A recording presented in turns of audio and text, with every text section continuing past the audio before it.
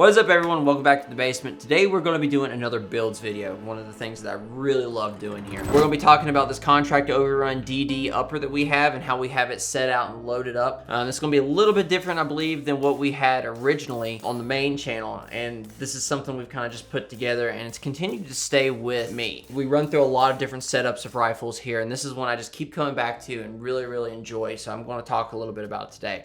But before we do, there are some things we need to talk about. One, you should be heading on over to the website. There you can find all kinds of awesome stuff like merch from our first merch drop.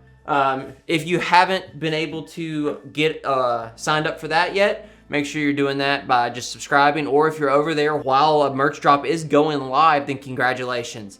You were lucky. Otherwise, just check us out. We really appreciate it, and it really means a lot to us. Next thing, you should be checking us out on Discord. There's a great community over there of really awesome people that really love to help with builds and stuff like that. So head on over to Discord. Link is down in the description below.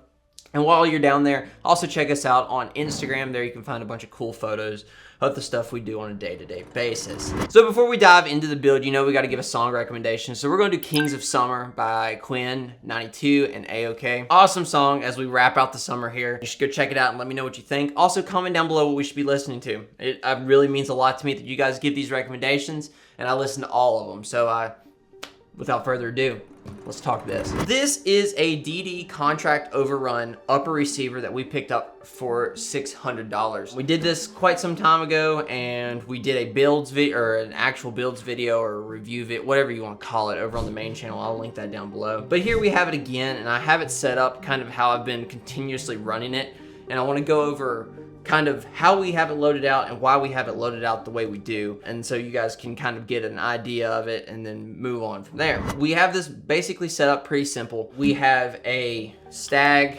lower right here that I've SBR'd. It's got a B5 stock, which I'm a really big fan of. I really like the B5 stuff or the Magpul CTRs. I haven't got my chance to try out the new Magpul stuff to see what they're using to replace the CTRs, but you know, it's probably decent. Magpul grip, and then the lower itself is pretty basic. There's nothing special about it. There's no AMB safety or anything like that. It's really just run-of-the-mill. Moving on to the upper receiver, like I had mentioned, this is a contract overrun upper receiver from Daniel Defense. It's got a Daniel Defense charging handle, and then Daniel Defense fixed irons, which I keep on there because I like the aesthetic and I think it's pretty cool. Moving on from that, I really like to have this thing set up as more of a night vision tactical do-all shooter, if that makes any sense. The thing is, I'm running Aimpoint T2 on top with a Midwest Mark II high-rise mount. So this is a 193, puts it over the irons. I ran a coat witness for a long time and just really wasn't a big fan of it. I didn't really like the busyness of it, and just having the ability to be over top of the irons, and then if I do any type of night vision shooting, it you know, it allows for that. Now, one thing I really like with the 193 mount from Midwest is it does have the ability to still use the irons through it. There's a hole right here at the very bottom that allows you to peek through and still see your irons, which is pretty sweet. Moving on forward, we have a really short rail system, and I think this is one of the bigger problems with this setup. I'm not really able to run pressure pads like I would like with this one, and I think it's the biggest drawback. I know there's ways around it, but ultimately it kind of has boned me. So we have a sling mounting point right here. We have a Surefire with an IR, so this do white light and IR, and then we have a PEC up here. So the philosophy here is, when I'm on the rifle, I can manipulate the PEC, right? And then I can also just hit my white light when I need to. We've been running 100 concepts for quite some time on this thing, just testing them out. I haven't really brought them up too much on the main channel. It's just something we've been dabbling with before we know we want to recommend them. So we have a 100 concepts, a little like hex thing up here for kill flash, and then a light cover as well. And they seem to be working pretty well. I've been a fairly big fan of it. So we'll see how that all crumbles out. And then for a sling, we run the HRT tactical sling. This is the padded one. So QD's back here on the B5, and we QD right here on this Magpul attachment.